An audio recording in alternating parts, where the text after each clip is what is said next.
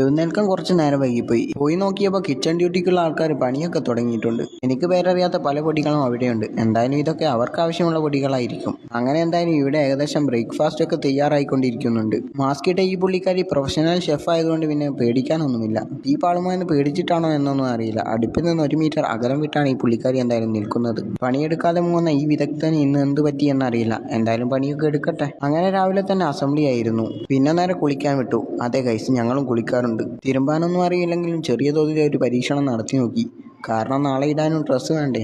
Finance minister ആയതിന്റെ പ്രഹസനമാണ് നിങ്ങൾ ഈ കാണുന്നത്. പണം എനിക്കൊരു പ്രശ്നമല്ല. എന്നെ ഇട്ടുമൂടാനുള്ള പണം ഞാനങ്ങ് ദുബായിൽ ഉണ്ടാക്കി വെച്ചിട്ടുണ്ട്. പിന്നെ നടന്നത് ഗണിത ശില്പശാലയാണ്. അതിനുള്ള സാധനങ്ങളൊക്കെ ആയിട്ട് ഒരു സാറ് വന്നിരുന്നു. അങ്ങനെ വന്ന സാറ് കുട്ടികൾക്ക് കൂടുതൽ ഗണിതത്തോട് താല്പര്യം ഉണ്ടാക്കാൻ ചെയ്യേണ്ട ട്രിക്കുകളൊക്കെ ഞങ്ങൾക്ക് പറഞ്ഞു തന്നു. പിന്നെ ഞങ്ങൾക്ക് വർക്ക് ചെയ്ത് തന്നത് LP UP ക്ലാസ്സിലെ കുട്ടികൾക്ക് എളുപ്പത്തിൽ ഗണിതം പഠിക്കാനായി സഹായിക്കാൻ പറ്റുന്ന ഉപകരണങ്ങളൊക്കെ നിർമ്മിക്കാനാണ്. എന്തായാലും ഞങ്ങളെല്ലാവരും ആയുധമെടുത്ത് പരിപാടി അങ്ങ് തുടങ്ങി. ചെയ്യാൻ കുറച്ച് കഷ്ടപ്പാടാണെങ്കിലും ഇതൊക്കെ ചെയ്തു കഴിയുമ്പോൾ ഒരു സന്തോഷമാണ്. എന്തായാലും ക്ലാസ്സിലെ ഓവർ ടാലന്റഡ് പീപ്പിൾസ് എല്ലാം അവരുടെ കഴിവുകളെല്ലാം പുറത്തെടുക്കാൻ തുടങ്ങിയിട്ടുണ്ട്. ആ സെക്ഷൻ തീരാത്തതുകൊണ്ട് അതിനിടയ്ക്ക് ഞങ്ങൾ ഭക്ഷണവും കഴിച്ചു. അങ്ങനെ പിന്നെയും വന്ന് പരിപാടി തുടർന്നു. അവസാനം ഞങ്ങൾക്ക് ഇങ്ങനെയാണ് കിട്ടിയത്. ഞങ്ങൾ ഇങ്ങനെയൊക്കെ ചെയ്യുമെന്ന് ഞങ്ങൾ പോലും കരുതിയില്ല. എന്തായാലും കൊള്ളാം. ബൈ ദ വേ, സാറിന്റെ പേര് പറയാൻ മറന്നു. മുനീർ സാറാണ് ക്ലാസ് എടുത്തത്. ക്ലാസ് ഒരു രക്ഷയുമില്ലായിരുന്നു. പിന്നെ സാർ പിയാനോയിലൂടെ മ്യൂസിക് ഇട്ട് കുട്ടികളെ എങ്ങനെ ഗുണനപ്പട്ടിക എളുപ്പത്തിൽ പഠിപ്പിക്കാമെന്നൊക്കെ പറഞ്ഞു. എന്തായാലും ഒരു രക്ഷയില്ല. നല്ല വൈബ് ക്ലാസ് ആയിരുന്നു എന്ന് വിളിച്ചപ്പോഴേക്കും തിരിഞ്ഞു നോക്കി. എന്നാൽ തട്ടം ഇട്ടില്ലായിരുന്നു. ക്യാമറ കണ്ടതുകൊണ്ട് വേഗം തന്നെ തട്ടം ഇട്ടു.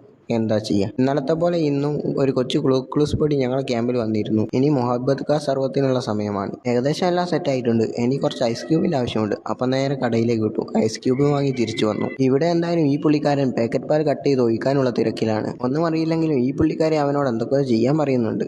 എന്തായാലും നടക്കട്ടെ. അങ്ങനെ സംഭവം ഇളക്കി സെറ്റാക്കിയിട്ടുണ്ട്. ഉണ്ടാക്കി കഴിഞ്ഞപ്പോൾ തന്നെ ആ പുള്ളിക്കാരി ടേസ്റ്റ് ചെയ്യാനുള്ള തിരക്കിലാണ്. അങ്ങനെ പിന്നെ പാർലമെന്റ് കഴിഞ്ഞ് കൾച്ചറൽ പ്രോഗ്രാം ആയിരുന്നു. കുറച്ച് ടാസ്ക് ഒക്കെ എഴുതി ഒരു പേപ്പറിലിട്ട് ഓരോരുത്തരെ അങ്ങ് വിളിച്ചു. എല്ലാവരും ഓരോന്ന് അവതരിപ്പിച്ചു. പക്ഷേ ഈ പുള്ളിക്കാരൻ അവതരിപ്പിച്ചത് ഒരു വെറൈറ്റി ആയിരുന്നു. അതിനിടക്കാണ് ഈ പുള്ളിക്കാരി വെള്ളവുമായി കയറി വന്നത്. വല്ലപ്പോഴും വല്ല പണിയെടുക്കുന്നത് എടുത്തോട്ടെ. അങ്ങനെ എന്തായാലും ഫുഡ് കഴിക്കാനായി.